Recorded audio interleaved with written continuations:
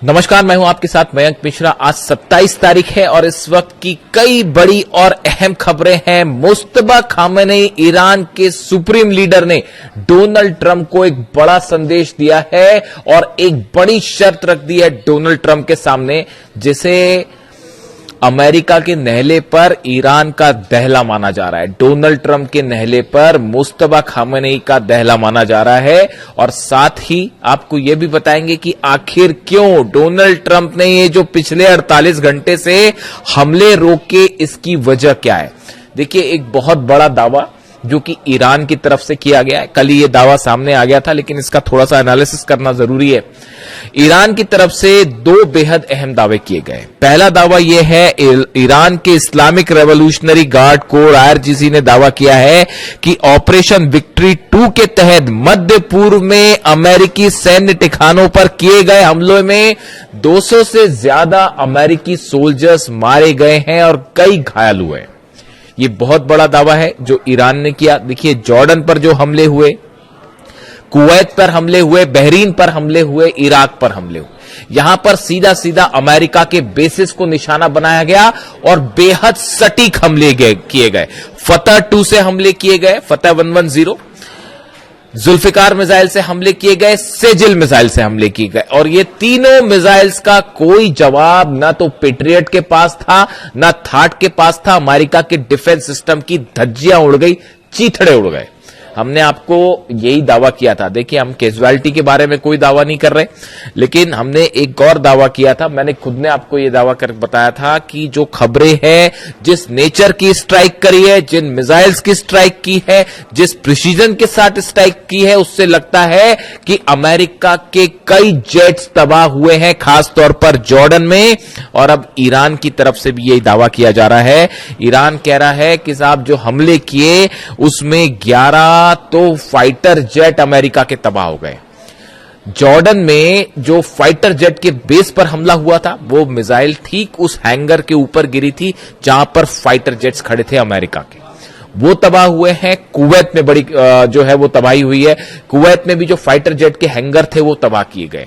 अब ईरान दावा कर रहा है कि हमने 11 अमेरिका के फाइटर जेट्स तबाह कर दिए हैं, जिसमें F-15 फाइटर जेट शामिल है, एक P-8 है, इसके अलावा C-17 ट्रांसपोर्ट विमान है, वो शामिल है और 8 से ज्यादा जो है रिफ्यूलिंग टैंकर शामिल है। मतलब ये आंकड़ों को अगर आप जोड़ लें तो ये अच्छे खासे नंबर हो जाएंगे। देखिए, ये पिछली बार भी हुआ था इस तरह से कि हमने कहा था आपको कि 30 से ज्यादा प्लेन्स तबाह हुए। अमेरिका के नंबर्स जो है वो 42 निकल के आए और अब देखिए ईरान के ये दावे हैं, इनको लेकर सैटेलाइट इमेजेस भी सामने आनी शुरू हो गई हैं। इतनी आसानी से डोनाल्ड ट्रंप पीछे नहीं हटते। ये जो हमले हुए, उसके पीछे की एक पूरी कहानी है कि आखिर क्यों डोनाल्ड ट्रंप ने ये हमले रोके, हम उसका भी जिक्र करेंगे। देखिए, एक बड़ा संदेश आया है मुस्तफा खामेनेई का, जो कि डोनाल्ड ट्रंप के नाम सीधा सीधा संदेश ये माना जा रहा है और उसमें ईरान ने ये कहा है कि अगर किसी भी तरह की बातचीत करनी है अमेरिका को, या किसी भी तरह से सीज फायर की बात करनी है, तो अब उसकी पहली शर्त यह है कि लेबनान में पूरी तरह से शांति होनी चाहिए, इजराइल के हमले रुकने चाहिए, इजराइल की सेना बाहर जाए। ये जो सीज फायर करते हैं और उसके आड़ में नेतन्याहू जो हमले कर रहे हैं लेबनान में, ये जब तक नहीं रुकेंगे तब तक कोई बात नहीं। ये सीधा सीधा संदेश मुस्तफा खामेनेई ने डोनाल्ड ट्रंप को दे दिया है कि आपसे बात ही तब होगी जब आप लेबनान में पूरी तरह से मसला खत्म, या अमेरिका, ये जो इजराइल की फोर्सेस है इसको बाहर भगाइए यहां से पहले, और नेतन्याहू के हमले रुकवाइए और ये जो सीज फायर के नाम पर धोखा देते हैं, इस तमाशे को बंद करवाइए, वरना कोई बात नहीं। देखिए, अब जंग में ईरान ने लीड बना ली है। ये जो जहाज ठोके हैं, पेट्रियट सिस्टम के ऊपर मिसाइल गिरी है, ये तमाशा रूस भी देख रहा है, चीन भी देख रहा है और हंसी उड़ाई जा रही है डिप्लोमेटिक सर्कल में कि ये अपने बड़ा दम भरते थे। पेट्रियट और थार्ड का ऊपर मिसाइल मारी गई है, साफ सीधी सीधी मिसाइल्स गिरी है, पेट्रियट और थार्ड सिस्टम तबाह हो गए और इतना बड़ा नुकसान हुआ। इस जंग का सबसे बड़ा नुकसान हुआ, यही वजह है डोनाल्ड ट्रंप पीछे हटा है, वरना पीछे नहीं हटता। बैठक होती है व्हाइट हाउस में, मैं आपको एक वीडियो में पहले भी बता चुका हूं। व्हाइट हाउस में बैठक हुई, पीट हेग्सेट शामिल थे उसमें, डैन केन्स शामिल थे, अमेरिका के तमाम अधिकारी शामिल थे। उसमें बताया गया कि जो नुकसान हुआ है और कैसे पेट्रियट और थार्ड सिस्टम मिसाइल्स खत्म हो रही है। सिर्फ 900 मिसाइल्स बची है अमेरिका के पास, एक महीना में सिर्फ 20 मिसाइल बन पाती हैं। और जिस तेजी के साथ ईरान हमले कर रहा है तो उसमें तो एक महीने के अंदर पूरा डिफेंस सिस्टम ही खत्म हो जाएगा। इसलिए रुके ये हमला करने से। और दूसरी चेतावनी आ गई है ईरान की तरफ से कि नेटो के जितने बेसेस है सबको ठोका जाएगा, चाहे वो तुर्की में हो, चाहे इटली में हो, चाहे जर्मनी में हो। मैं आपसे उस पर चर्चा कर चुका हूं, इसलिए इस पर बात नहीं करूंगा। तो ये 6 बेसेस ऐसे हैं नेटो के जहां पर न्यूक्लियर वेपन्स होने की बात कही जा रही है। वो सबके सब खुर्रमशहर 4 के निशाने पे, और जेलेंस्की को भी जवाब मिलेगा। अभी जो कैस्पियन सी में जहाज जलाया है ईरान का, उसका जवाब जो है वो खुर्रमशहर 4 रेडी है। और वो 5 वाला वर्जन भी जो है वो शायद पहली बार अब यूक्रेन पर ही टेस्ट किया जाए, और वो 100% यूक्रेन को जवाब मिलेगा। आप लिखवा लीजिए, चाहे तो कैस्पियन सागर में जवाब मिलेगा और या फिर जो है सीधा मेनलैंड पे हमले का जवाब मिलेगा। तो बैठक हुई, बैठक में यह तय किया गया कि भाई अभी जो असेसमेंट हुआ कि कितना नुकसान हो रहा है, उसमें यह बात निकल के सामने आ गई कि अगर आप लॉन्ग रेंज वॉर करते हैं, लंबी जंग की तैयारी करते हैं, पहली बात तो देखिए ईरान में वो रैपिड वेनेजुएला समझने की गलती कर रहे थे, तमाम समझाने के बाद भी कि उसको वेनेजुएला मान के चल रहे थे। ईरान ने समझा दिया क्या है हकीकत। अब वो है वॉर स्ट्रेटेजी पूरी तरह से गड़बड़ा गई है। अमेरिका के जो सीनेटर्स हैं अपोजिशन के और जो कांग्रेसमैन है, उनके बयान सुनिए। डोनाल्ड ट्रंप की ऐसी तीखी आलोचना उनके प्रेसिडेंट बनने के बाद से नहीं हुई, और यह कहा जा रहा है कि मिड टर्म पोल हारना तय है डोनाल्ड ट्रंप का। उनके जो सीनेटर्स हैं अपोजिशन, वो सवाल उठा रहे हैं कि ये क्या घटिया रणनीति लेके आप वॉर में गए। ना तो आप जीत पा रहे, ना आप बाहर निकल पा रहे, ना ईरान के अंदर जा पा रहे, ना हॉर्मुज कैप्चर कर पा रहे, ना लीडरशिप चेंज कर पा रहे, ना ईरान की सेना का मुकाबला कर पा रहे। तो कर क्या पा रहे फिर? जंग करने के लिए किस लिए गए थे? हकीकत यह है कि अब इस जंग में ईरान ने जबरदस्त लीड बना ली है। यह उसी दिन तय हो गया था जिस दिन अली खामेनी साहब पे हमला किया गया था। मेरे पे लोग सवाल उठाते थे जिस दिन अली खामेनी साहब का असैसिनेशन हुआ, उसी दिन जो मेरा पहला वीडियो था 28 तारीख को असैसिनेशन के बाद का, उस वीडियो में मैंने कहा था कि आप देखिएगा ईरान ये जंग कभी नहीं हारेगा। और आज 5 महीने बाद आप कहां खड़े हैं? हॉर्मुज के गेट पर जो है वो पहरेदारी करते खड़ी हुई है अमेरिका की सेना।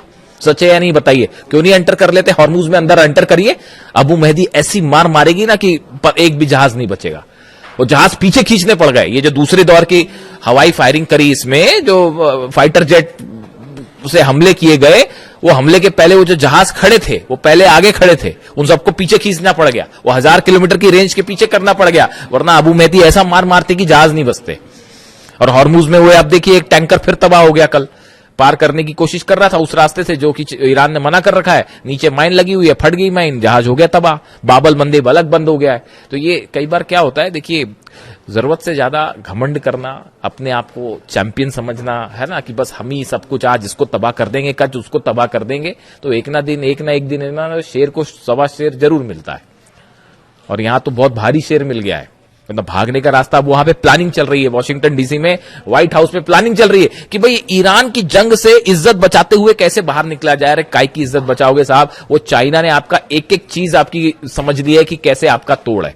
F-35 फाइटर जेट का तोड़ क्या है, F-18 का तोड़ क्या है, टॉम हॉक मिसाइल गिर गई और तो और छोड़ दिया, इससे बड़ी बात और क्या होगी। वो ईरान जो मलबा दिखा रहा है टॉम हॉक मिसाइल का, टॉम हॉक मिसाइल को मार के गिरा देने का मतलब आप समझते हो? वो सिर्फ मामला ईरान अमेरिका तक नहीं है। जब टॉमहॉक मिसाइल गिरती है तो चाइना उसकी पूरी पोस्टमार्टम कर डालता, अच्छा इनकी ये मिसाइल इतनी स्पीड पे चल रही थी, इतनी ऊंचाई पे चल रही थी, इस सिस्टम से मार के गिराया। वो टॉमहॉक मिसाइल का तोड़ उसने निकाल दिया। F-35 जेट अगर गिर रहा है, F-35 जेट अगर तबाह हो रहा है, तो चाइना उसका पूरा एनालिसिस कर ले रहा है कि ये इतने ऊपर जाता है, इतने तेजी से मुड़ता है, इसमें इसको ऐसे टारगेट किया जा सकता है। वो पूरी काट निकाल दी अमेरिका के जितने वेपन्स हैं। आप देख लीजिए हालत क्या है। 18 शिप लेके आप पहरेदारी कर रहे हो, वहां पे खड़े हुए हो, अंदर जाने की आपकी हिम्मत नहीं है, खड़े हुए आप ईरान के दरवाजे पर। तो अब हालात ये है कि मुस्तफा खामेनी ने एक नया जो है वो संदेश दे दिया है डोनाल्ड ट्रंप को। उन्होंने कह दिया है पहले लेबनान में पूरी तरह से शांति करो, उसके बाद बात आगे बढ़ेगी, वरना हम बात ही नहीं करेंगे। और यूरेनियम तो भूल जाइए, वो सपना है, वो भूल जाओ, यूरेनियम नहीं मिलने वाला। पिकेक्स माउंटेन पर हमला करोगे, नेटो के बेसेस उड़ेंगे, यूक्रेन पर हमला होगा, और सऊदी में, यूएई में, कतर में, दोहा में, बहरीन में, कुवैत में एक भी ऑयल रिफाइनरी सलामत नहीं बचेगी, एक भी इंफ्रास्ट्रक्चर नहीं बचेगा। वो जो लंबे लंबे ब्रिज है बहरीन और सऊदी के बीच में, सब मिसाइल्स के निशाने पर है। और ये जो बोलते रहते हैं ना बीच में डोनाल्ड ट्रंप की बस अब इतने % मिसाइल बनी, दुनिया में कोई नहीं जानता ईरान के पास कितनी मिसाइल सिटीज है। जागरोस की पहाड़ियों के नीचे अली खामेनी साहब जानते थे पहले से कि आज नहीं तो कल जो है वो हमला करेगा अमेरिका, उसी की तैयारी कर रखी थी। 4-5 साल की जंग की तैयारी कर रखी है। और अब तो भयंकर लीड बना लिए साहब, भयंकर लीड बना लिया। आपको क्या लगता है इसराइल हमला अगर ईरान अगर हार रहा होता या दब रहा होता तो अब तक इसराइल तो कूद गया होता जंग में। उसको पता है कि अगर जंग में आप कूदोगे उसके बाद तेल अवीव पे और हाइफा में ऐसे हमले होंगे इस बार कि मतलब रुकेगा भी नहीं वो मामला। तो अभी वो प्लान चल रहा है एक और, फिर जा रहे नेतन्याहू जी जा रहे हैं मिलने के लिए डोनाल्ड ट्रंप से, और वहां जाके देखते हैं मुलाकात में क्या होता है। वहां पे एक नया फिर प्लान, नया षड्यंत्र शायद जारी हो कि अब ऐसे हमले करेंगे वैसे हमले करेंगे। अभी लेकिन एक नई थ्योरी चल रही है, इस पे अलग से बात करेंगे। वो यूक्रेन ये जो बैठक हुई जिसकी मैं जिक्र कर, अच्छा पहले मुस्तफा खामेनी साहब की बात कर लें। इन्होंने जो ये संदेश दिया लेबनान वाला, इसको गेम चेंजर माना जा रहा है। वो जो है उन्होंने कहा हम अपने न्यूक्लियर प्रोग्राम पे कोई बात नहीं कर रहे, हम स्ट्रेट ऑफ हॉर्मुज पे बात ही नहीं कर रहे, वो तो बंद है, वो कोई नहीं खुलवा सकता। ईरान की परमिशन के बिना खड़ा हुआ अमेरिका, 5 महीने से खड़ा हुआ, स्ट्रेट ऑफ हॉर्मुज बंद है। वो जब ईरान का मन करता है खोलता है, जब मन करता है बंद कर देता। क्या कर पाए आपके एयरक्राफ्ट कैरियर दुनिया के? अब्राहम लिंकन क्या कर पाए और जेरल्ड आर फोर्ड क्या कर पाए? और वो लॉन्ड्री में आग लग गई तो भग लिए, वो अलग। तो बेइज्जती हो रही है वो अलग हो रही है, सैनिक मर रहे हैं, थार्ड सिस्टम तबाह हो जा रहा है, जहाज में आग लग जा रही है, हरा पानी रहे, हरा तो छोड़िए खुद ही पिटे जा रहे हैं। क्या कि सुप्रीम पावर दुनिया की, सबको समझ में आ गया कोई सुप्रीम पावर नहीं है भैया। और मिसाइल के मामले में Iran is the new supreme power of the world, super power of the world, इसमें कोई शक नहीं है। वो कई लोग फिर अभी भी इस तरह के मैं सवाल देखता हूं कि रूस मदद कर रहा है और चाइना मिसाइल में मदद कर रहा है। ईरान को मिसाइल के मामले में किसी की मदद की जरूरत है? अभी भी आपको लगता है कि किसी और की मदद की जरूरत है? हाँ, मान लिया सैटेलाइट की मदद मान सकते हैं हम, सैटेलाइट मदद कर रहा है रूस, चीन सैटेलाइट से मदद कर रहा है, क्योंकि सैटेलाइट प्रोग्राम है नहीं तो बैन कर रखा था आपने, वरना वो ईरान बताए ईरान को आप अब ये बैन हटा लीजिए, उसके बाद देखिए ईरान कैसे तेजी से तरक्की करता है।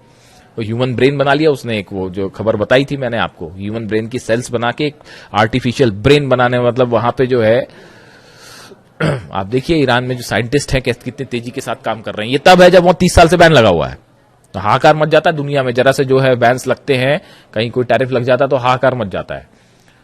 और 30 साल से वो अली खामेनी साहब का ईरान जो है वो 30 साल से बैन भी झेल रहा है, उसके बाद भी देखिए आज घुटने पे हैं सबके सब।